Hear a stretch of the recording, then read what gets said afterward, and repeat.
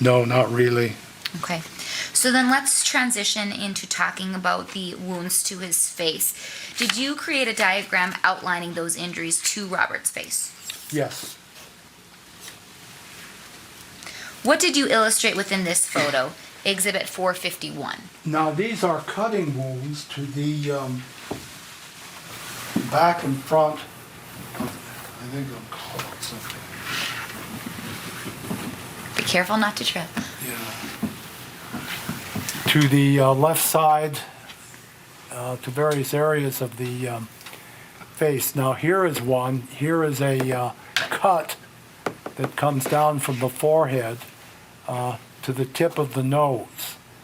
And here is a scratch on the right side of the face, and here are some scrapes on the right side of the face. And then here is another scrape, or what we call an abrasion or scratch, and then that turns into a cut going all the way down here, and it exposes the, shall we say, fat and superficial muscles underneath it. Here are some very superficial cuts or small slices on the nose, and then here is a scratch, and here is a rather deep cut at the corner of the mouth. And then on the left side of the face we can see abrasions, and this is indicative of an impact to this area. This could be, he may have been struck with something, or his head could have hit something, he could have hit the floor or hit some other object. And we have some scratches here on the left side of the neck.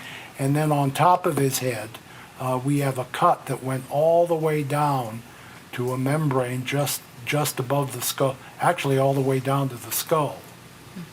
All the way down to the skull with this cut. And then we have, yes, back here we have what I thought was a cut, but in retrospect that could have been just what we call an area where you scratch it, or an area where it was just superficially torn when he had the impact there.